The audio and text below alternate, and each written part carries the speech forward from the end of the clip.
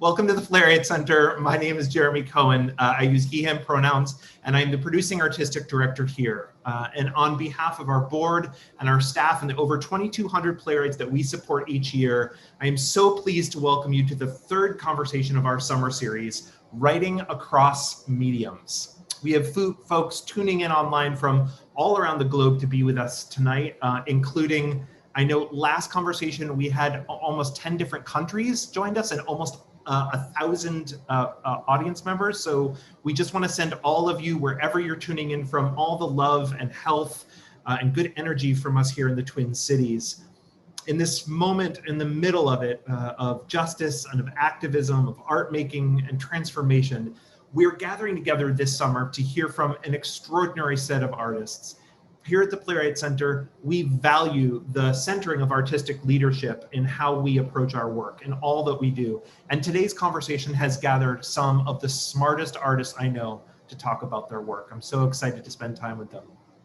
We do have one final amazing summer conversation coming up this month on Tuesday, August 25th at 7 o'clock called Musical Metamorphosis.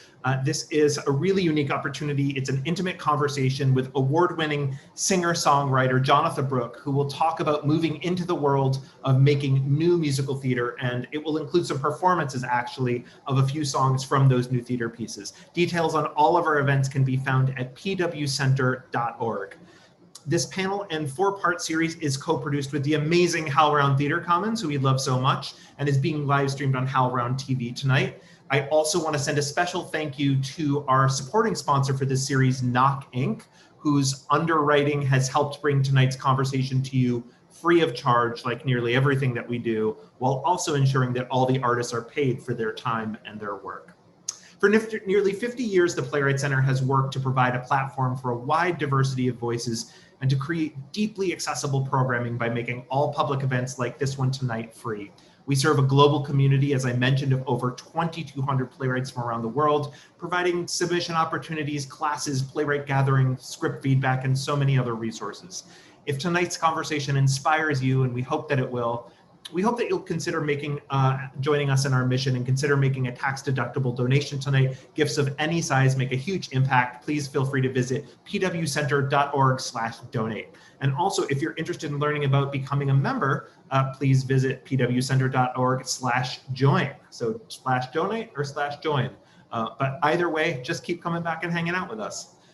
Finally, I wanted to lift up one more effort coming out of the amazing Twin Cities tonight. This is around the company True Roots, who has done a collaboration with the Playwright Center, and at the leadership and helm of it all is the incredible Shay Cage, playwright, actor, director, artistic director, activist. She has created, in partnership with us, a living anthology called A Moment of Silence, which is a historical archive and celebration of Blackness in Minnesota, launched through the commissioning of over 55 Black Minnesotan artists through this moment of transformation. The extraordinary Shay is the curator and the artistic lead on the project, and the anthology is online now. So you can find it at blackmnvoices.com. Again, that's blackmnvoices.com. All right, let's get into tonight's discussion. It will be approximately 80 to 90 minutes long. We will talk for a little bit and then have a Q&A section in the last third of the conversation. So feel free to send your questions in throughout the conversation, and then we will try to sort them through. I think we already have 10 questions and we haven't even started yet. So I am excited to hear from you all, and we'll do that in the last piece of the conversation. You can send them into questions@pwcenter.org, or if you're viewing this live stream on Facebook, you can post your questions in the comment section there. Again, the email for questions is questions@pwcenter.org. All right, are we ready, friends? Tonight, let's get into it. And to do so, please help me welcome to the screen the ones and only Sarah Gubbins, Jen Silverman, and Mfoniso Udofia. Please help me welcome them to the screen. This is 1,000 people clapping for you as you enter the screen now. Come join us, friends. Hi, Gubbins. Hi, Mfoniso. Hi, Jen. Hi. Hello. Hello. All right, I'm going to do a little bio, get it out of the way, and then we're going to go from there. You ready? It's painful. It's painful. Pray and sit through it together. Sarah Gubbins, you're up first because you're alphabetical. Sarah Gubbins is a Chicago playwright who now lives in Los Angeles. Her full-length plays include The Kid Thing, Cocked, The Drinking Problem, I Am Bradley Manning, FML, How Carson McCullers Saved My Life, In Loco Parentis, and Fair Use. Sarah won a Joseph Jefferson Award for Best New Play for The Kid Thing. FML, How Carson McCullers Saved My Life, was commissioned and produced by Steppenwolf Theater. And The Drinking Problem, formerly titled The Watered Play, was developed as part of the Playlabs Festival at the Playwright Center, where Sarah was a Jerome Fellow. Sarah is a TV producer and writer, known for the Amazon hit I Love Dick, writing on FX's Better Things, and this spring's stunning smash hit film, Shirley. Please help me welcome Gubbins. Thanks, Jeremy. 25 years, she looks 13, but I've known her. So the film is coming out tonight. Jen Silverman. Hi, Jen Silverman. Hi. Hello.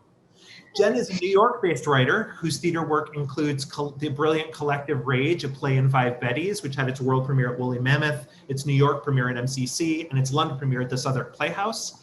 The incredible play The Roommate, which has been produced all over the country, including the Humana Festival, Williamstown, Steppenwolf, directed by the amazing Felicia Rashad, Longmoor, South Coast, and others. The Moors, a play that I love that we were joking about earlier, world premiere at Yale Rep, New York premiere with the amazing Playwrights Realm. Go support the Playwrights Realm, we love them so much. And Witch, commissioned and premiered by Writers Theater in Chicago and now seen all over the country. Jen is a proud member of New Dramatists, an affiliated writer with the Playwright Center, New Georges, and Space on Ryder Farm. Her collection of interlinked stories, The Island Dwellers, was published by Random House, and her first novel is forthcoming with them. Jen also writes for TV and film, including on Netflix's Tales of the City. Please help me welcome back to the Sort of Playwright Center, Jen Silverman. Yay, Jen Silverman! This is gonna be a love, y'all. Just a love. We're just gonna love on each other. And last but certainly not least is the amazing Mfoniso Udofia, whose plays Sojourners, Run Boy Run, Her Portmanteau, and In Old Age have been seen at American Conservatory Theater, New York Theater Workshop, the Playwrights Realm, Magic Theater, National Black Theater, and Boston Court. She is the recipient of the 2017 Helen Merrill Playwright Award, God bless Helen Merrill, and the 2017-18 McKnight National Residency Commission at the Playwright Center. Is a proud member of the amazing New Dramatists.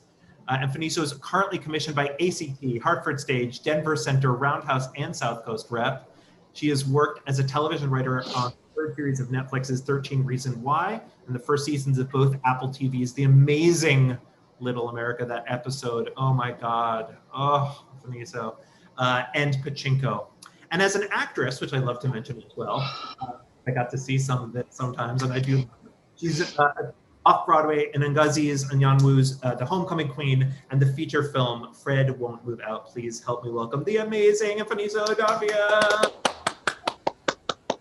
1,000 people clapping for you. Hi friends, it's so nice to see you all.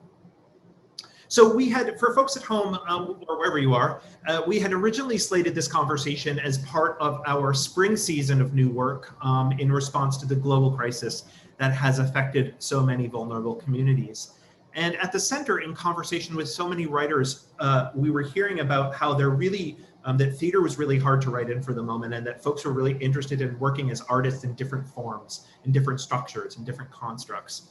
And at the center, at the same time, we were determined to create a series of jobs for potentially suddenly unemployed or lightly employed writers and theater artists. And this conversation that we're having tonight was meant to help bring that season to a close. When the public murder of George Floyd happened, just 8 blocks from where I am coming to you tonight. And I say that in all the conversations and panels that I'm on to really center ourselves and our voice and where our country is at this moment and how we're thinking about things at the Playwright Center. As we all continue to reckon with how best to make the necessary substantive changes in systems, in communities, and in our world, go Kamala, writers continue of so many conversations about how we're going to move forward. And I couldn't be more thrilled and grateful to have these 3 brilliant colleagues and friends and collaborators of mine with us tonight. So tonight, we'll share your incredible array of work, how you've moved from one form to another. And I'd love to start with maybe each of you just sharing a favorite writing moment in maybe 2 different genres. So like this play that I love and this thing that was really an important discovery for me, or kind of a moment that I realized about why I love theater, and maybe something about television or something in novel form or screenplay. Gubbins, let's go ahead and start with you tonight, can we? Sure thing, Jeremy.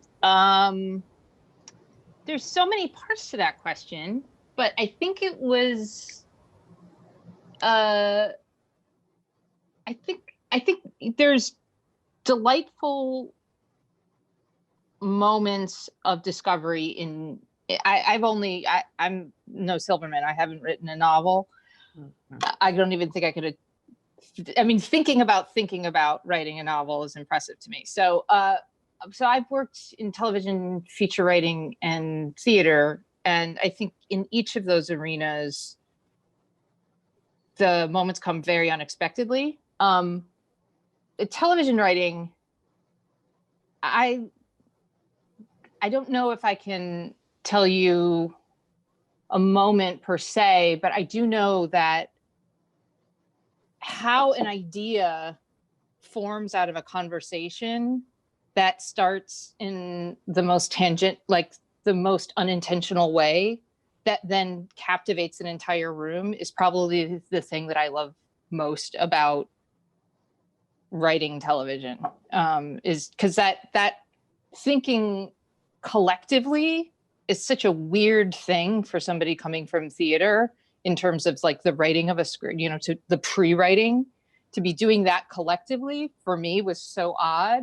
So I loved how, quite frequently we would find in the room just the idea for what ended up being the 5th episode of I Love Dick really started week 1 of the show. And we knew that we wanted to do that episode, but it just came out of us all organically talking about the first time that we realized we were sexual beings. And it was a room of no cis men. So it was just us. And then, and to have that then form into an entire episode of television was kind of magical, but it comes from everybody having energy around it. Was that the question? Yeah. And I'm just okay. Curious. So I think you've talked about it kind of in relation to creating TV versus a theater moment. Is there a theater moment for you that defined for you?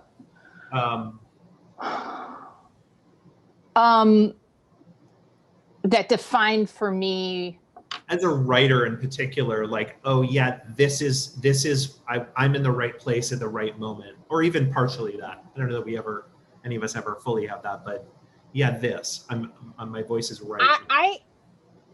I think it's always mostly for me. There's many moments, of course, but I think sometimes when the actors this is an obvious thing to say, but when they're speaking lines and I don't know what's coming next, even though I wrote it, and I really have no clue what they're about to say, and to feel like, where are they going with this? When, it's like they're playing the music and I'm in the audience listening to it.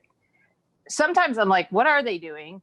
And then sometimes I'm like, wow, what are they doing? But it's always, I think it's the moment when I give it over so fully, rather when they take it, because of course, I don't think I ever give it over, but, and they just make it themselves and they make it their own, and their own psychology and their understanding of character takes a departure from anything I'd ever seen or expected in my own imagination. So I think, I definitely, there's a fight in the middle of Cocked where I was like, what is going to happen? Watching it, and that was cool. That was cool. I remember that fight. Yeah, there's a fight. Mfoniso, how about you? Sarah was saying it's like playing music, which makes me want to go to you next, because I think of you so quickly and lyrically in so much of your work. How about for you? I really love theater writing because I get to hole up in my little room, and I am an actor, so I am like acting my lines as I'm saying it, as I'm writing it, I'm acting. And sometimes I look like an insane person and I feel like an insane person, but I feel my body enough to go, oh no, this scene is good. And I get excited by myself. And I sort of enjoy that flow. Like if I can figure out how to make myself cry, I'm like, ooh.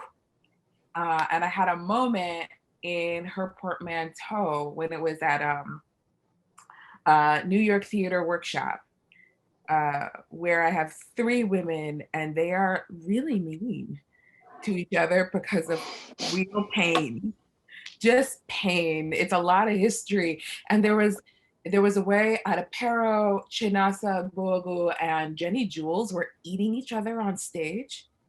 And for a second, I was a spectator for real in my own work. And I mean, and I'm vocal. I will talk and be a little inappropriate in the theater. And so I'm like in a preview going, girl, don't say that. That's too much. As if I didn't write those things. I was like, Adapero, calm down.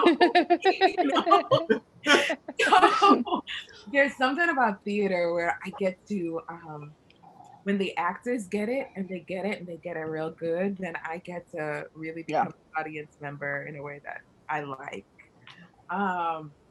When it comes to TV writing, I'm really still finding my feet in film. I did my first feature, so I'll speak on TV more so. And lately I've been in a couple of rooms where people aren't afraid to like pitch into. Cause like I'm not one of those people that has a fully developed pitch right away. I'm like, I got point A, maybe. So I've been in some really collaborative rooms where somebody will be like, I hear that point A, and this is how you feel in B and C. And I'm like, really? That's how you see that? That's amazing. Okay, and then somebody will catch D, and then before the end of it, you've got this whole big thing and you don't know where it came from.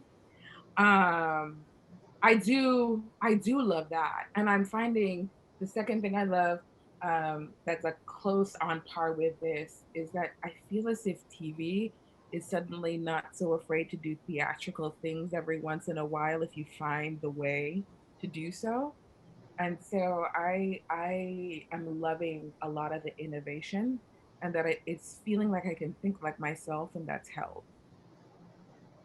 That's really it's powerful to hear both of you talk so much about collaboration and the way that collaboration works and still inspires you, even though the dynamics of those engagements are different. I mean, they're different play to play and they're different show to show. So they're, I mean, you know, but I think interestingly in form, I think there's a lot of assumption that gets made about the lack of collaboration in somehow in sort of TV and film writing. And yet I hear writers talk all the time about how beautifully, especially when you're in a great writer's room, it's a great room. It's a great space to really like flex different kinds of muscles than you do as a playwright, which I love hearing about. So thank you for sharing that. That's so great. Hi, Jen Silverman. Oh, hi. Hi. Hello. Will you share a little bit about your thoughts on it as well, about kind of different forms and like realization, love moments? Yeah, I mean, hearing Sarah and Mfoniso talking about theater, it's making me miss it, frankly. I've been trying really hard to be okay with where we are right now, but it's tough. But it is with both TV and theater, what I love so much about each of those forms is that deep collaboration, that with theater, you're in a group of actors and designers and the director, and you are sharing a brain toward a vision. And then with TV writing, particularly in the really like good, healthy, connected rooms, you are again like finding a story that you are all telling together. It feels to me like, and being in a good TV room feels like being part of an oral tradition, because you're telling that story out loud to each other before you're even putting it on the page, you know. And there is so much. Even I'm in a TV room right now, and even today, I was listening to the way we were telling the story to each other because we're breaking an episode, and it was so beautifully communal that somebody, to Mfoniso, to your point about point A and point B and point C, somebody would pitch out a thing and they'd be like, and then we end up here, and then somebody else would be like, I'm going to take it back 2 steps. What if we take a left instead of a right and we end up here? And then my showrunner has this phrase, she calls it going up the mountain, which I really love, where when you're testing an idea, you go up the mountain. And if you don't like the view, you come back down, and it's really simple. And so people don't get sort of stressed out about, wait, I thought we were telling this story and now we're going this direction. But we were going up the mountain. We went up several mountains. And I felt like we could have been sitting around a campfire. You know what I mean? Like we were just telling this story to each other in a variety of ways. And then ultimately we all picked a way, and that's what we'll do. But the counterbalance to that is novel writing, which I love because it's so solitary. It's deeply solitary, and then it's incredibly intimate because you work so closely with your editor. Or I can't speak for other people. I work very closely with my editor at a certain point. I mean, she is a brilliant woman who is basically a really amazing dramaturg. And so once I give her a draft, we are in that draft together, you know, but before that point, I'm just by myself in a room day after day with the novel. And what I've come to realize is that I live best when I can move between the intense solitariness of that practice and then whether it's a TV room or a play, the sort of intense communal practice of being together. But one or the other only, at a certain point, like I start to lose my balance a little bit. I'm curious, I want to just talk about novel writing for a while, but let's pause on that and come back to it. I'm curious process-wise for the three of you, like how projects come to you. That's a question that I think people want to know all the time in terms of the story or point A or whatever that thing is. What comes to you? Does the form come to you? Are there stories that you're excited to tell that are kind of arriving and you're like, wait, is this a book? Is this a screen? Is this a film or is this a TV show? What is this? How do you arrive at kind of form and structure as well in your process? That's a good question. I think it's a question that I think I struggle with that question. That's the beginning question. The beginning question for me is always, is it interesting? Am I captivated by it? Does it make me curious? You know, whatever it is, whatever the story is like, I have to be a little obsessed by it in order to want to do anything with it. So it's that first fuzzy phase of like, why are you bothering me? That then goes, you're really interesting. And I can't wrap my brain around what you are, where you belong. And if I don't really know that, that's usually something I really want to work on. If I'm like, this would make a great TV show, then it's going to be, can we swear on? No, we shouldn't. We should not swear. Sorry, yeah, you're good. Yeah, you know what I'm saying? It's just going to be fucked. And so, because it's going to be formulaic. Because if you can see it, oh, I can see where this is going, then it's not fresh and new. I do think, though, that with the play, for me, it's all about like being able to hold a breath, even more than a movie. Like I want the whole thing to feel like an experience that can fill the lungs and then and then be expelled. So that there's something about the containment of the theater idea. And because I always want to. There's something about the central question of a play for me, which I think the plays I tend to write are a little bit more dramaturgically conservative in terms of their structures, but there's an argument there. So the argument is something that I need to hold. And but the rest of it is like the idea now it's even more complicated because it's like, is it television? Well, what is television? Is it I might be working on a project that could be 6 1-hour episodes or 12 half-hour episodes, or we could call it a drama, or we could call it a comedy. It could be a limited series, or it could be, so even the time in which you're thinking about what is television is very different. And I think having just worked a little bit in the feature land, that feels more like a play to me. So now when features are starting to creep up, they feel it's the same impulse that I have around theater in essence, like different, but. And Mfoniso, how about for you when you were like writing a screenplay, or like how did things arrive for you? I still think mostly in the language of play and or short story, because those are the mediums I find myself writing within. Most of my short stories, actually, I do a bit of poetry as well, but that is not usually for public consumption. My plays are. But to answer your question, I think it has something to do with like potency and punch.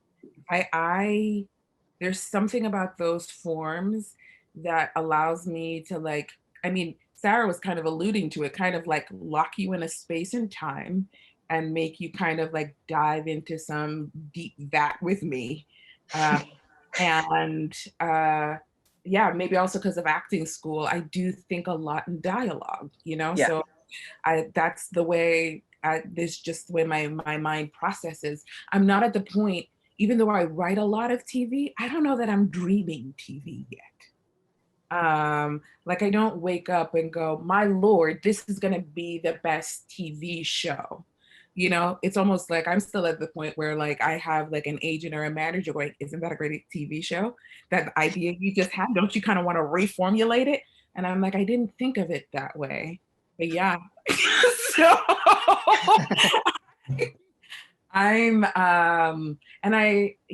so yeah, short answer is I still think in a certain kind of way, and I'm breaking into a new kind of dreamscape. And you also have like classical training within you deeply, yeah? How does that, I'm just curious to stick with that question for 1 second. How does that training, or what is that training for folks? So I can stop pretending I know all the things. And how does that relate to like how you approach then writing in form and stuff? It's in my plays a lot. Years as an opera singer training, and then also used to play jazz trombone. Music was my first artistic language, and then I went acting, and then I came into writing. So if you actually see my plays, I kind of do describe them more as musical scores, going, this is the key, and you have to play it in this key. I mean, at one point, a director of mine, Victor Maog, actually was like, you can set a metronome to this. Like, so I do sort of, the composition is all over my plays. And when I am having fun in TV, that does sort of creep in too. So there is something about music and style that happens a lot in my work. Does that answer your question? Yeah, it's gorgeous. Thank you. Yeah, I love that. So Jen, it's interesting. I mean, I have to say, beyond just being a pal who is excited for you, like when I first learned about Island Dwellers, I was like, God, I love this. Like, I understand this artist in a different way. You as an artist that I knew, and you as an artist whose work I've read for years. And that you just, as you talked about the solitary nature of writing a novel and all of that, I just felt like I grew in my understanding of you as an artist in that way. I remember where I was standing when I read that information. I was like, oh, yes, I can't wait to read that. I'm curious for you, as we're talking with our colleagues, is there a calling for you about how that develops? Or are you clear like, oh no, this is a short story and this is a pitch for a TV show, or this is a play? I'm pretty clear on what is a play. And other than that, I lack clarity. It takes me a while to get clarity on most things in life, but that particularly. But with theater, I love to watch any kind of theater, but I am drawn to making theater that can only occur inside of a theater, like theater that can't be TV, it can't be a movie. It is intensely, I don't know, physical in some way. There is like, I want to make plays that have moments of rupture in them. You know, there's a dance, there's a song, there's a clown act, there's the stage blows apart, like something drops. I mean, I want with theater to do something to the bodies in that space, because I so love when I'm in a space and something is done to me. And I'm thinking, I mean, Brandon Jacob Jenkins in Octoroon, or Young Judy clear, or like these were seminal moments for me of thinking like, oh, David Adjemi's Marie Antoinette, when the dirt drop and like there was something done to me by watching that and being present. The energy changed in that room. Everybody in that theater reacted, and it felt like communion. It was amazing. So that, I mean, the theater that I make is that. And so when I have an idea or there's a story I want to tell that is inherently durational, then I think, is this a TV show or is it a novel? And usually I don't know the answer for a while. You don't. It kind of takes you a minute to figure out which it is. Yeah, and by spending time sort of with the characters, with what is the question that I'm actually asking, you know, because they're also a thing that both TV and novel writing share is the incredible sense of intimacy. It's an intimacy because you carry with you a novel. You read it in bed, you read it on a plane, it enters your life. And similarly, the way that we binge TV, it's like you are alone in your private home space with these people who start to feel like you know them, you know. And so when intimacy like that is the currency that you're sort of, that you have to trade, it takes a while to figure out which is the best structure for the story, at least for me. One thing that I love about all three of your writing that feels like maybe the one thing I can pull together is that intimacy, is that because you write so radically differently, and also for each of you, like your plays are so different than one another, just thinking about theater, but I am so utterly seduced when I am in a theater in that intimate way in which I am like, is this play flirting with me? What's happening right now? I feel deeply moved. I feel like it just asked me a question that I wasn't sure I was ready for, but okay, we can go to that next level together. Yeah, we can go there. Let's go. And I remember Mfoniso sitting, you know, at the Magic in San Francisco and watching one of your pieces and feeling that, God, how is this person who is not on stage right now reaching into my heart and asking me a question with dialogue from a character? It just felt like, oh, I get what theater can do. It was another one of those moments, partially because the space was so beautiful for it, and partially it was like, I think it was like early previews or something when I came and visited, and like, so there was also that excitement and newness of like, oh, hi, you're so cute. What's going on? And I love when theater can have that intimacy. It's something I'm craving now that we are so disconnected in these kinds of ways in our life. That kind of intimacy feels so valuable. So it's a real treat to hear you all talk about it tonight. I was actually going to go to questions in a little while, but there's so many of them that are pouring in that I think I'm just going to, let's chat with our friends at home who are tuning in from all over and see what folks have to say. Why don't we start with, oh, here's a great one. And we can just have one or two of you can answer this, however, whoever wants to. This is from Glenna. Hi, Glenna. How do you manage feeling pulled in 7 different directions creatively? Where do you begin in organizing your thoughts and following through? And do you find yourself sometimes rebelling against your own structure? I actually know the answer to this for at least 2 of you. Jen, let's start with you. Well, Jeremy knows this. We've worked together way too many times. You know too much about me. But I will draw structure. I'm obsessed with structure. It's the way that I understand what a story wants to be. I'm obsessed with what the container is and where it breaks. And I think for me, structure is always up for grabs. It's always negotiable, because the question is, what is the structure that fits the story? And the story, every story by definition, the way that I understand it, it needs a different structure to tell it. And so just concretely, like, I am basically a 12-year-old who does arts and crafts. I mean, I will draw structures with Sharpies, and I draw the index cards. And I have, I mean, here, look, at my desk right now. It's like colored, I mean, this is fucking glue stick, like, you know. So I think I wasn't supposed to swear. Anyway, the point is. Oh, I thought we could swear. Oh, can we? Yeah. I was gonna behave. I'll try. My best advice for anybody who's trying to figure out a structure that is resisting them is let it resist you and then redraw it. Draw it as many times as you need to, and that can be a line that then when the hinge happens, the line goes left, or it can be a series of concentric circles. Or I mean, I'm I'm all about just visually understanding it on the page and letting it shift and shift and shift until something catches you. Thank you. Can I tell a boring story about structure? I wish you would tell a slightly interesting story about structure. Oh, that's fair. That's fair. Okay, I'll spice it. I think, Jen, you and I think same but different ways in the way that, like, you're like, let me break it open, and I'm like, what is the structure? What is the structure? I don't know. And then once I see something that looks like structure in there, I'm like, this is the rule, you know. And so I contain after like the content comes through, like, you know. And I was working on this script a couple weeks ago, and maybe it was a month, I don't know. And I thought, oh, okay, so this is the, you know, the opening, and then the first act's going to be here, and this is the structure of the first act, and these are the containers of the first act.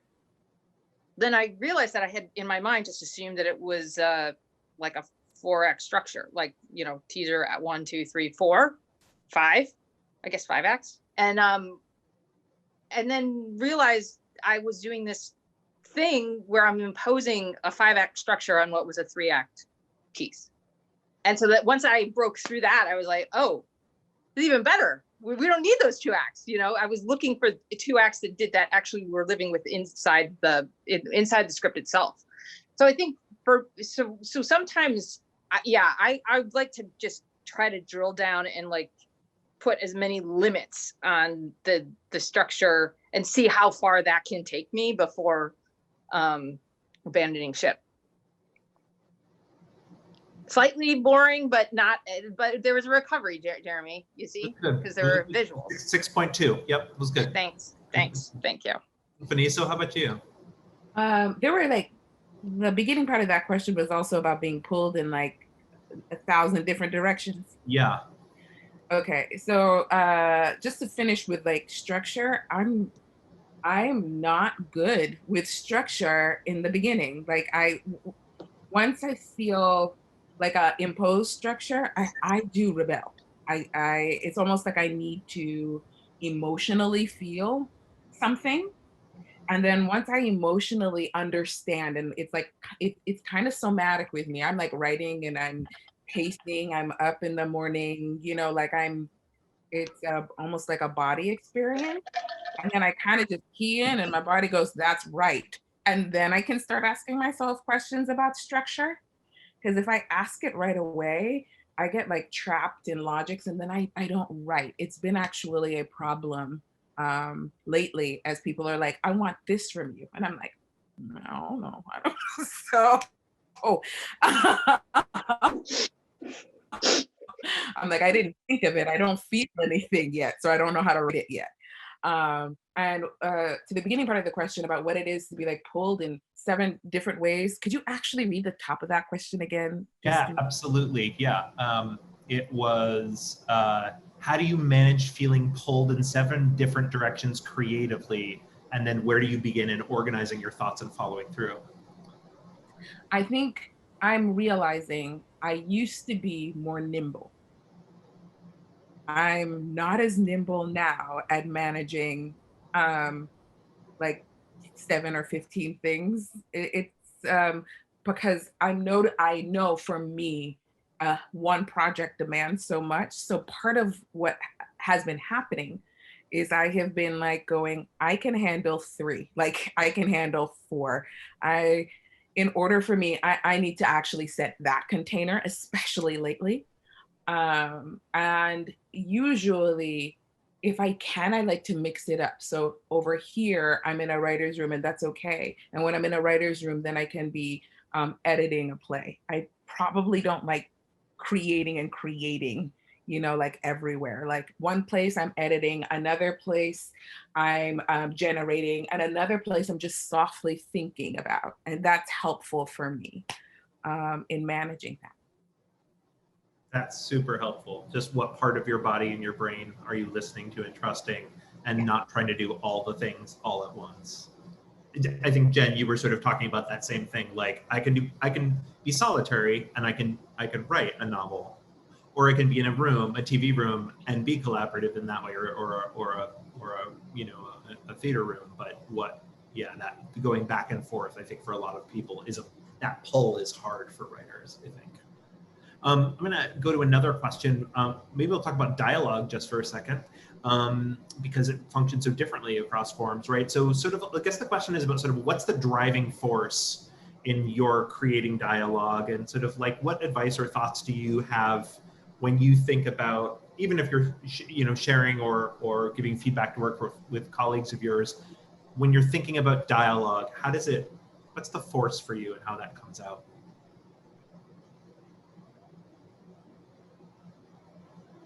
I mean, I'll go. I think for dialogue, one of the first questions I ask is it true? Is it real? Because there's something that happens in like plays, and I see it sometimes in TV where almost anybody could be saying that. Or also like, why does this 7-year-old sound like a 34-year-old savant? Like, what is going on? So like, is it true? And then I do think a lot, specifically with theater, which I think gets kind of tricky, but in a way that I really like, is it true? And is it also carrying action? To what end? And it's the marrying of those two things that I, as an artist, love to explore. But I do think is pretty tricky. Is the dialogue carrying a thrust and also true to the human being? Do you question that as an actor when you're exploring character from an acting perspective in terms of truth and? I do, because the moment I put it in my mouth, it's almost like, it actually like affects my, it affects my body, like I don't know it, and my words right now are splaying, but like if you have a character who's in the center of pain, like one of my favorite things was all the ums, the ahs, and the weird stilteds that were actually dialogue for me, and then you say one word and it's like, bye. That's because that's how humans are, and that actually conveys a lot of story. I feel that in my body. So I don't know how to explain it more than that, but. Thank you. That's great. Jen, Sarah, dialogue? You're good. What she said. Yeah. Yeah, that thing. I do think dialogue is very, very different when you're talking about television. I think, I definitely bucked against it for a long, long time. And then I started understanding the role of editing and the role of the camera and the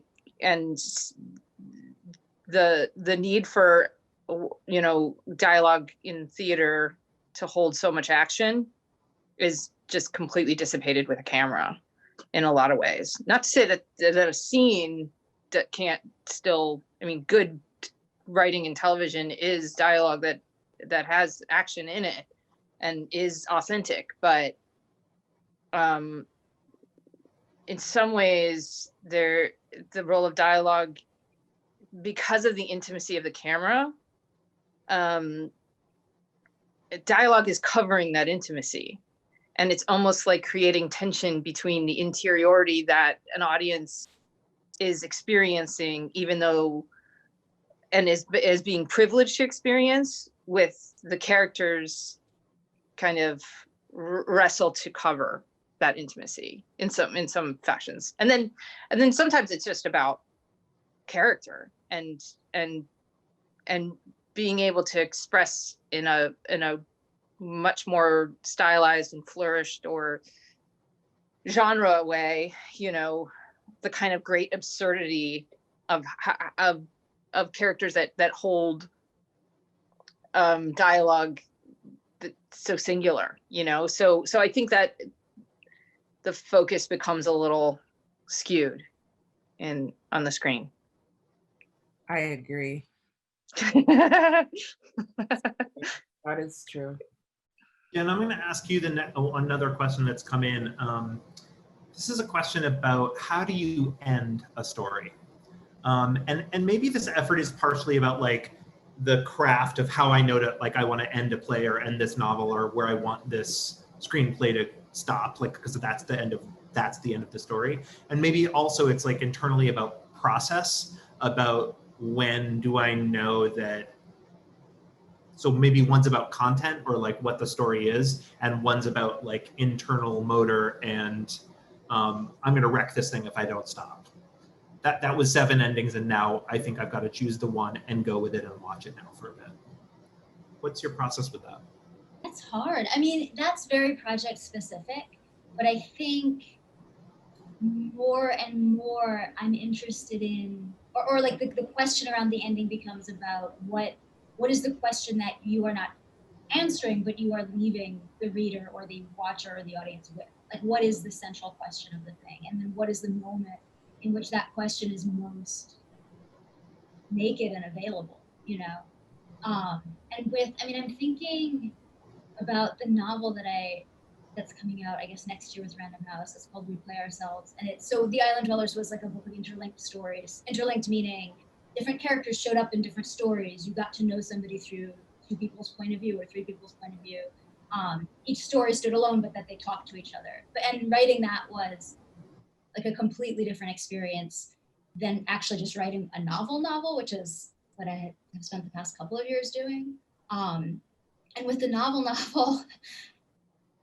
I mean, the ending was a real question for me. I rewrote it so many times, and that was one of the places in which my editor, Caitlin McKenna, was so helpful, because I had written, the novel moves in 3 parts, and each part jumps to a different city where this character has fled, basically.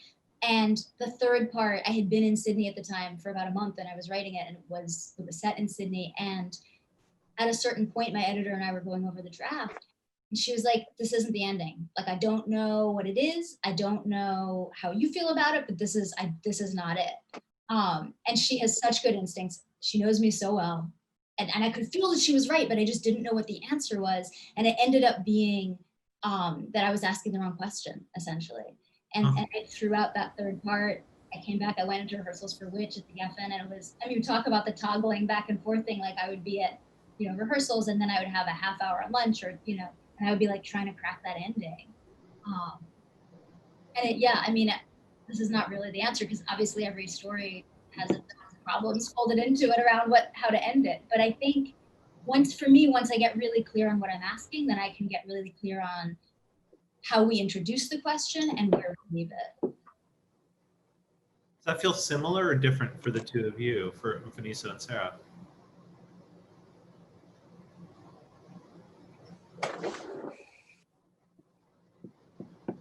When it comes to plays, for me, I am similar. They all of my plays have a question, and it feels like once I'm done wrestling with the question, even if the answer isn't like in a binary black, white, good, evil way, it just feels, when I think I've interrogated from every angle that I could, then I know it is time for an ending.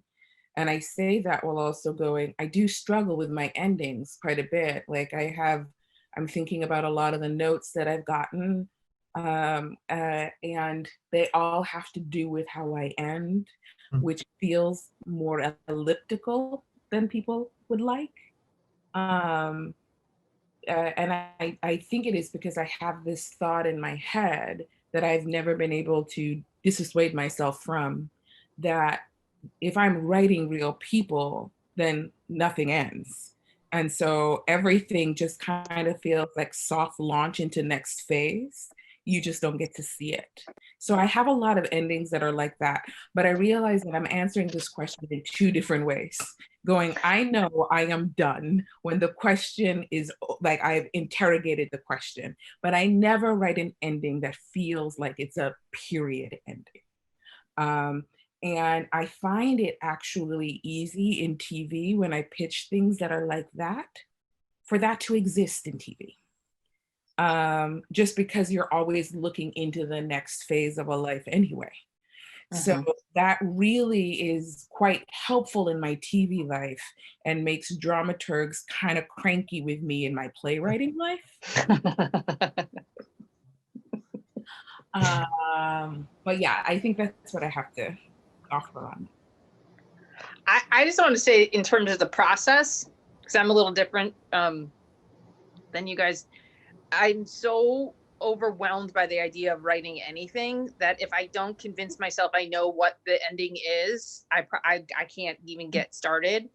So, but that's a good trick, because it's sometimes it's like, you know, to use a running metaphor, like when you're like towing, you're using that visual tow of like, I just have to get to that tree and then I'm going to be done with my run. And it's like, I know exactly where we're going, but I don't know how the heck we're going to get there. I find that it's the same thing in my process, which is like, for Shirley, I knew exactly what the ending scene was going to be. And no 10 hours or 10 weeks in editing was going to change that. It was going to be that ending. I really wanted it to be that ending, and it felt like the right ending. Now, I'm never done working on anything. So that is never, you know, like when to be done with something, that's a completely different question, right? Process is like, it's never done. I've never at an end.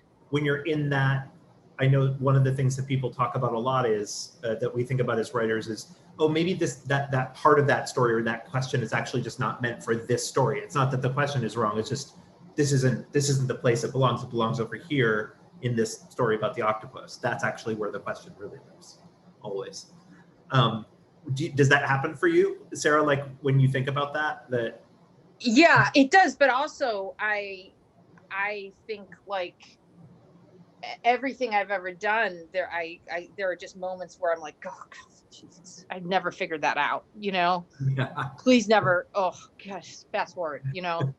Or like, yeah, no, I know, I realized that we've never mentioned the downstairs neighbor, and now they became pretty integral to the reason that you're gonna leave. But you know, it's just you know, but you know, my professor Rebecca Gilman said to me, Gubbins, you got to chill out, because if nobody really cares who's coming through the door, you don't have to set it up. All they want is somebody terrific to come through the door, you know, and then when they leave, something else terrific to happen. So just stop, you know. But I don't know. I'm sure everybody's like that in a weird way. Right, Jen? I also really like that advice that Rebecca Gilman gave you, and I'm going to remember it. Just put something terrific through that door, and then they leave, and something amazing happens. Yeah, yeah, but you know, the point is like, you're delighted. You're like, oh my God, who is that character? I don't care that it's 3 a.m. and the trains weren't running. Like those little, what, you know, Hitchcock called the plausibles. Mr. and Mrs. Plausible are back, and you're like, yeah, I don't care about the plausibles. If you do care about the plausibles, then I'm not doing, you know, like I haven't done something fantastic to distract you. Anyway, are you artists for whom when you are seeing other artists work or other kinds of storytelling, either structurally or content or form or whatever, where you were really inspired by a thing to do that yourself, not the same exact thing, but your version of that? And if so, I'm curious, are those artists that you're inspired by in your form, or are they like a jazz pianist who you kind of do a thing? I'm curious who you're inspired by, I guess.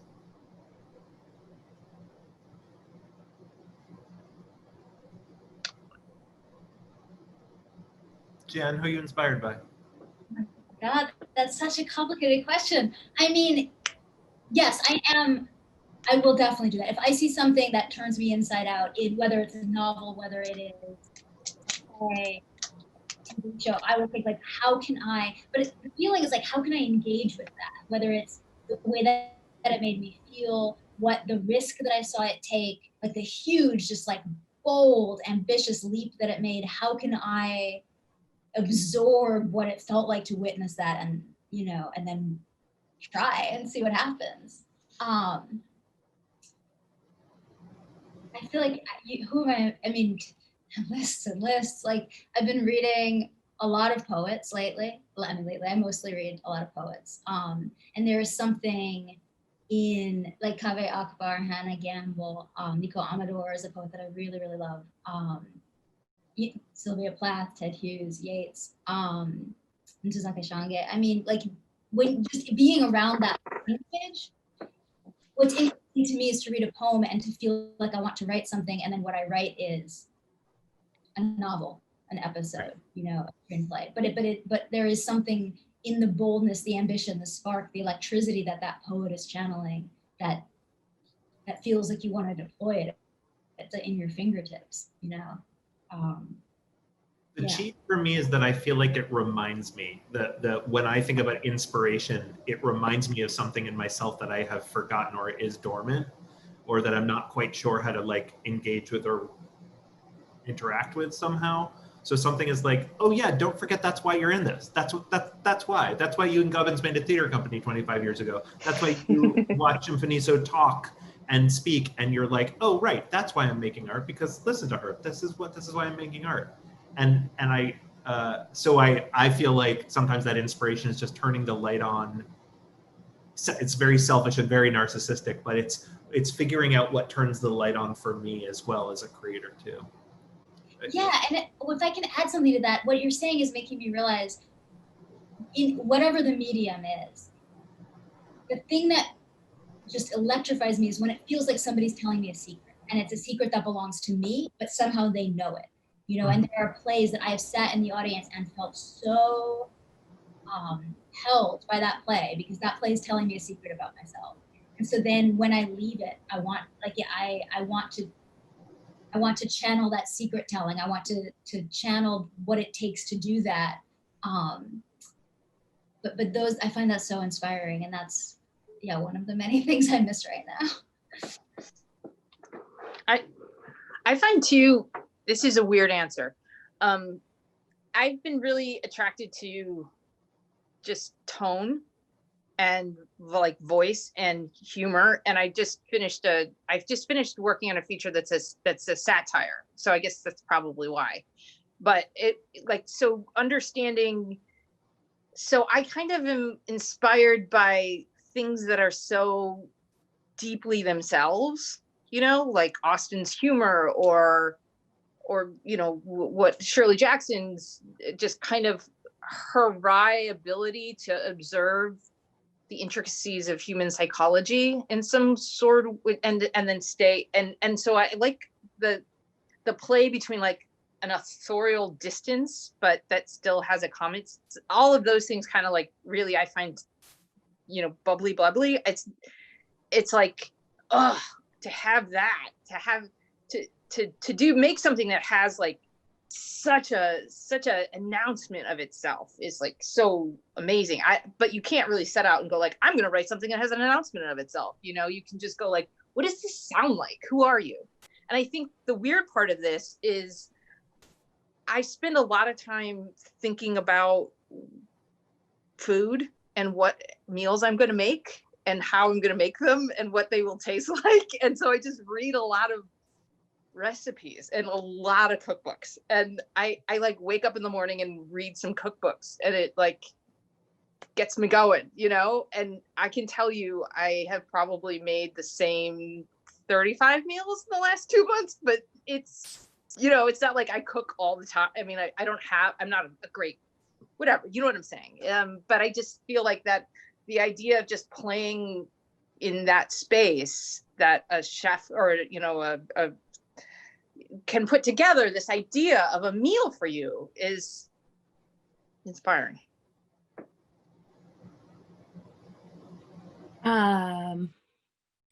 When I think of, so I think most of the time I'm inspired by the thing I need and don't do, or I'm afraid of doing. So they're the constants. Like I find a lot of my inspiration inside of novel, actually, and of course music, which is probably not a surprise. But like I remember what it was to read Toni Morrison's Bluest Sky, like viscera, remember it, and then go, oh, you can tell a story that's as raw as this. And like it's almost like it was a little a dose of courage going, because it's sometimes when I'm writing, it can feel like I'm writing in and around transgressive space. And so I am taking a look at a lot of writers who are doing something similar and almost drawing courage, because low key, high key, I'm afraid. Like, I'm writing some of this stuff down going, it shouldn't be written. It feels like it shouldn't be written down. But then there are the people that I'm looking at who are doing it. And I'm like, courage, girl. Go ahead. And it can be beautiful and raw and authentic. And it could be like a Sojourners for me that I wrote, you know, like I can slow burn a play, you know, like, and I get that from novels a lot. Going, part of what makes it great is that I've bought in and it's slow. And so can I do that in play form and not lose you, you know? And when it comes, like right now, I'm noticing that I'm inspired by like Tank and the Bangas, which is a music group out of New Orleans, and it's real whimsical. Like, she's real creative. And I'm wondering now in and around like Black Joy. So of course I'm attracted to Tank and the Bangas right now, you know? I've been listening to a lot of Jill Scott again. So I'm like, probably I'm gonna be very interested in the Black erotic soon, because listening to Jill Scott will get you there. So Soon? Wait a minute, soon? I know you. Transgressive. So as that, then all of a sudden you're like, what am I watching in this theater? Should I be watching it? So, yeah. I want to just shout out for folks. We're going to start wrapping up here in not terribly long. So if there are any other questions at pwcenter.org. This is a question for Jen from Meg Moroshnik. Hi, Meg Moroshnik. I love you so much. What was it like when writing your novel to go from writing collaboratively to working alone? I think it made me a better collaborator because I didn't have to hold on to things. There was a space, and I knew that space existed, where I would go and I would make solitary decisions by myself and test them and see whether or not they failed and make that decision myself. And so knowing that existed felt, because I was working on this novel. I was the writer on set for Tales of the City. And so I'm thinking both in terms of the theater and in the TV space, I felt like I could show up as a collaborator and say, like, the idea doesn't have to be my idea, and there might be a better idea, and what do you need right now, and how can I facilitate that? How can I be of service? Also, because at the end of the day, I was starving for a kind of collaboration to offset the solitariness, you know? So I think I thought it would be really hard. I did love that those deadlines overlapped, and I was worried about it, but actually it felt really joyful most of the time. Not all the time at all, but most of the time.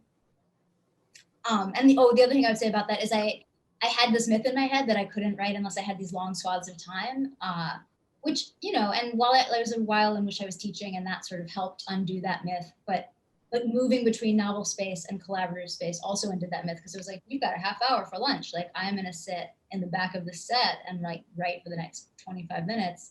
And it will be what it is, because that's the time that there is.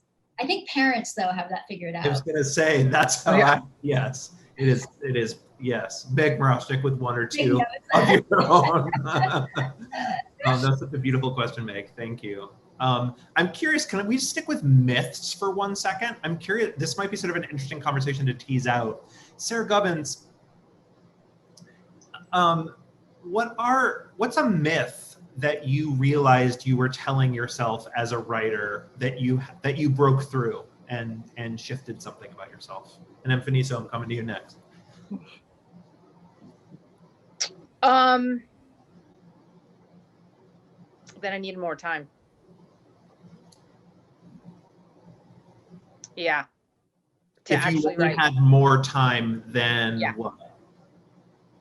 I would think better, I would think deeper, I would be more interesting, I would be funnier, you know, all of the superlatives. But if only I had more time. And then, you know, again, once you just completely accept the fact that you're going to be horribly disappointing to yourself all the time, it actually frees you up a lot to say, no, maybe this is going to be fine. You know, this is my best work today, and it's going to be, you know, to really start to solve the problems that you're seeing in your work. And that this idea that like, oh, but I needed 3 more years it's not necessarily true. I mean, I also do think that you change, you're, well, at least I do. Like the world changes you. Hopefully you as a person grow. You're never the same writer. And so the idea of, I mean, yes, in some things take time, but I actually think I don't need, you know, that was my myth. That's my myth, you know, because if I started a project 5, 6, 7 years ago, I'm a completely different, I'm living in a different world. I'm a completely different thinker than I was then, you know? Yeah.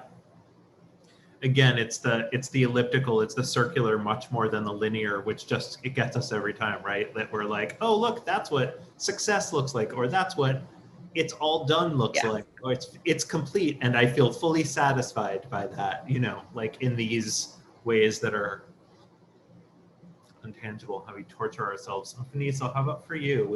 Has there been a myth for you as a writer or as a creator that you've broken through? Specifically in TV writing, yeah, I thought I had to be like good at everything. Like I thought my pitches just needed to be the most profound, amazing, put them into script as is because you're a genius. And it has been a while now to get used to how I pitch. And I beat myself up. There would be people that I was actively studying going, I don't understand how you see structure that way. I don't understand how you have this whole character arc in your, or it's not even that they have the whole character arc, that they are so present that they can move so lightly, quickly, sharply in and around idea like it's nothing. And I'm sitting there going, God, give me one thought right now, please. Just give me one thought, please. And then it would never come out like a pitch is supposed to come out, whatever that means. It would come out like some beautiful, poetic meta something. And even myself, I'm like, girl, you have got to stop talking that way. You have to, like, what is the pitch? So I've become, I've sort of understand what my value is. I'm like, are you considering this person who brings meta thought and drops that like a load in the room, and it's just like, and just becoming secure in that. And once I was secure in that, it freed up my brain to just like be a little better. So yeah, my myth was that I thought I had to have the perfect pitch at all times and constantly talking and script ready from the first thought. It's not a thing. It's interesting how many of these things are about, I wonder if there's a world where I could accept myself more fully for who I am, or be more forgiving of myself just a little bit. Except maybe yours, Gubbins, which is like, I'm going to be really hard on myself, and I'm just going to be really hard on myself. I just have to know it and understand it differently. Because I feel like understanding my own neuroses has been a really important part of my journey. Yeah. So I love you. And also there are ones that you're like, bless and release. Like, you don't have a place here anymore. You were useful for me in the artist that I was 2 years ago. Thank you for your service. You are dismissed. Dismissed. There's a question that David Caprita has asked, and I want to like spin it just a little bit, David, if that's okay with you. But the question is about sort of when you didn't have a room full of people to bounce your ideas off of, and you're in a position where you have to really ask, am I a writer? Am I a producer? Am I an idea person? And the question is sort of, what did you do in that period, in that moment in your career? And I think maybe the question, because I know that so many artists face these moments all the time, and certainly this moment of the world, like, what is happening? You know, what am I doing this in the context of? I'm curious for you, when you've hit a place that's the like, or when you hit it multiply, you and the spirit of the world, what do you come up with in those moments where you're having to ask yourself, or you're really finding yourself asking yourself those questions? How do you move through?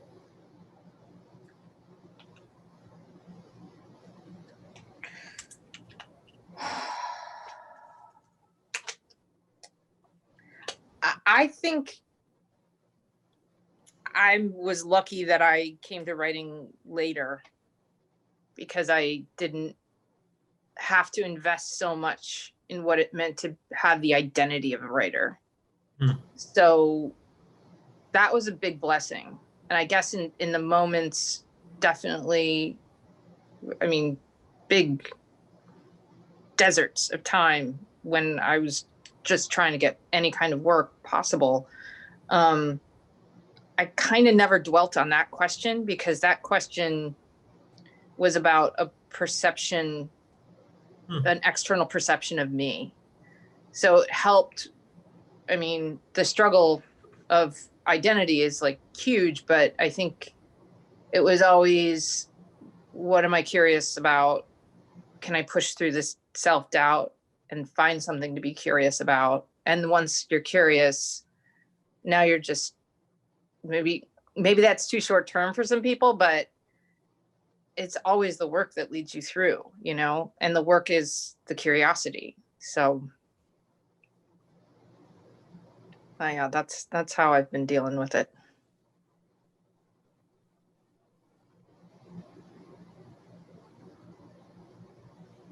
Mfoniso, how about for you? Can you ask me that question one more time, please? When you hit moments of the big questions, the big hard questions, the big self-doubt moments, the like, what am I even doing? First of all, do you? And second of all, if you do, or if you have, how have you moved through those moments? How do you move through those moments?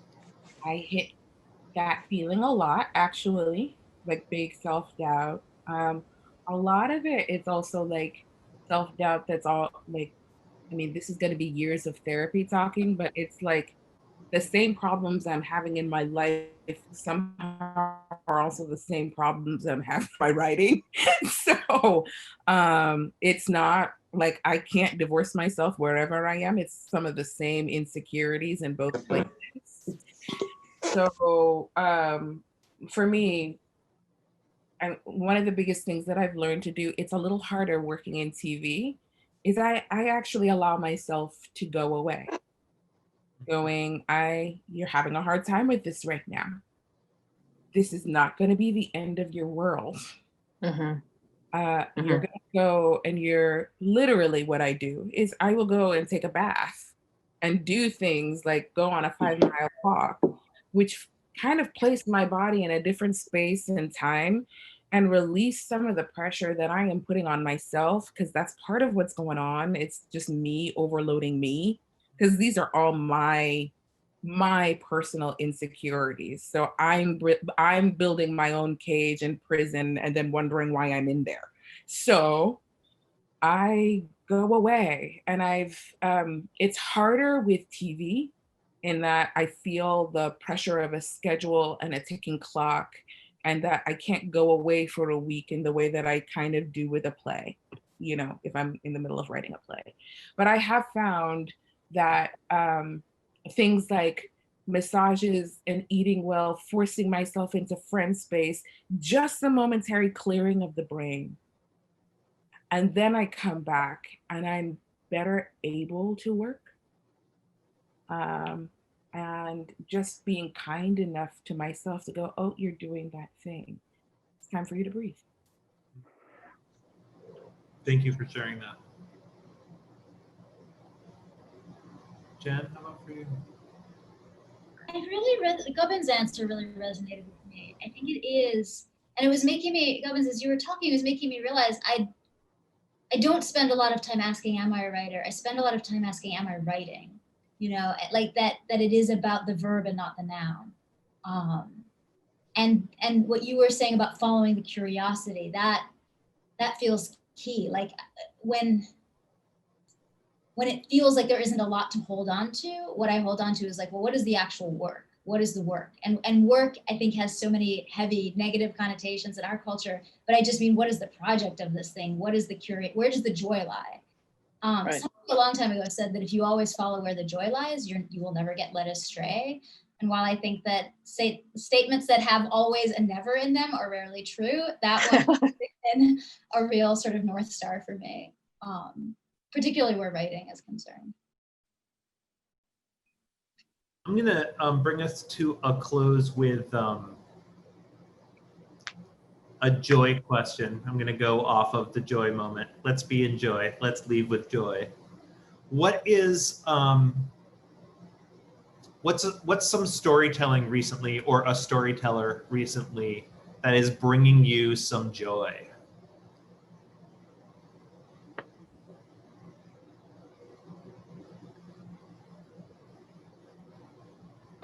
I just read a novel, not just read, I just reread a novel. It's called Astonish Me, and it's by the novelist Maggie Shipstead. And it gave me so much joy the first time, and then the second time, and then I had my partner read it, and then we were talking about it, and it is a love letter to art, but it's also to ballet, specifically to dance, but it is also this real sharp interrogation of what it takes to be an artist, what it takes to follow talent, what it takes to admit to yourself that you have the joy, but not the level of talent that you wish you had, and how do you make a life anyway? Like, it is just the most delicious read, and particularly in a moment where I can't go to the theater, I can't go to dance, I can't go to an art gallery. This book gave me all of those things, and everybody, like, go buy it. You'll love it. So good. Go. No, you go. Yeah, I'm still thinking. It's been two big things. Oh, good. I have not yet watched I May Destroy You. It's coming. I will. You have not? I shouldn't have said that live. I have not yet watched that, but it's coming. I hope to start in the next day. But I did rewatch Chewing Gum, which Michaela Cole brings me absolutely joy. She just absolutely gives and I just like to see that woman like pursuing her desire full throttle. I thought it's comedic genius, and so I sort of need like levity right now, so hence why I went back to Chewing Gum. And then also I've been watching Moesha, which is a complicated thing for me. Moesha is a complicated TV show, but deep 90s nostalgia. It's complicated because I'm like, the fat jokes, the way we're dealing with queer people, we need to be better. But I also, what it's doing is it's reminding me of what it was like to see Moesha, a character like that for the first time. It just felt revolutionary. So it's almost like I'm being dragged back into that moment where I saw her and was like, oh my God, this can be on TV. I had a moment like that with Moesha when I was young, because I'd never seen a girl with braids in her hair be the center of a TV show.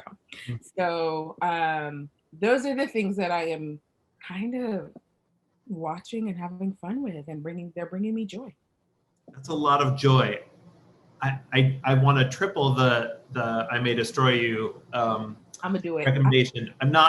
The joy is watching a genius, to me personally, watching a genius artist completely understand, actually tie in a lot of the parts of the conversation we've had tonight about how to tell story, about why to tell story, about letting it be complex, about asking really hard questions, and just like the sculpting, the composition, the dialogue. I feel grateful when I watch that show, like how lucky we are to have an artist like Michaela Cole creating in that kind of, it's just, I find it breathtaking. I agree. I couldn't agree more. I have a week. I've given myself a week to get it started. Okay, that's fair. That's fair. Also, I just feel like since we're talking about Moesha, we just need to acknowledge that Brandy has dropped another album in the not too recent past. I just, as always, we should be lifting up and centering Brandy because she's Brandy. Come on, she's crazy talented. So let's support her in her mid-career point. A lot of joy. Sarah Gubbins. I was going to say I may destroy you. So there you go. You just did it. And it's talk about just something so fiercely, it's fierce all around. It's so fiercely vulnerable. It's so pissed off. It's so what it's somebody that you want to cheer for and must listen to. I love the show. That's bringing me joy. And I'm finally gonna maybe read Middlemarch before the election. So that's also bringing me joy. I don't know why I have it in my head that I have to read Middlemarch before the election, but I do, and I'm doing it, and it's bringing me joy. And also, I'm gonna eat the corn that I grew tonight for dinner. So that's bringing me a lot of joy too. That's a little bit of a brag, but it's That's true. Good. That's really good. Tell us, Gubbins, what are you gonna do with that corn? Oversharing. I had oral surgery last week, so I'm gonna grill it, and then I'm gonna get it off, and then I'm gonna put a lot of stuff on top of it, like some cheese and chili and lime. Yeah. A lot of butter and salt and pepper too. Oh yeah. Okay. It's almost like we're there with you. It's really good. It's almost like we're in the Midwest where you could get the best corn. The super sweet corn is just unbelievable right now. It's so good. We miss you all here, all three of you, the corn and your genius. So good. So good in Minnesota. I want to thank the three of you so much for taking the time in the middle of what I know are insanely busy schedules, especially this week, and for your patience in rescheduling this conversation. I wish that I had the bracket for why the three of you, other than honestly, I have so much love and joy for the three of you. And I really, in all of my darkest moments right now, it's been a long year, and I really do believe that storytellers are going to help remind us of the why we keep finding that thing in ourselves that pulls us forward, and that the multiplicity of voices and the way we tell story and decentering old bullshit ideas of canon and all that other stuff we're moving out of the way and really thinking forward. I believe that artists, our storytellers, will see us forward through whatever these moments have in store for us. And I just love the three of you so very, very much in my heart, as you know. And it's been a real treat to spend time with you tonight. I appreciate you sharing it really vulnerably and honestly with about 1,000 people from about 10 different countries who are hanging out with us tonight. So thank you. Thank you. Thank Yeah, you. me too. I know, it's a little us hanging out. Thank you so much to folks who are watching at home. We really appreciate you taking the time tonight to hang out with us. Don't forget to tune in to the Jonathan Brooke final fourth conversation in a couple weeks. It's going to be awesome. We're going to rock out some songs and think about how theater and new musical theater is coming forward. There's so many incredible artists making it right now. So we'd be excited to have you join us. And then stay tuned as we announce our season, our public season at the Playwright Center coming up in the very near future. Have a great night. Be safe, be peaceful, keep protesting. Please wear a mask and get us all back to the theaters and health soon. Thank you so much. Have a great night. Bye, Jeremy. Friends. Bye, everyone. Love y'all. Bye.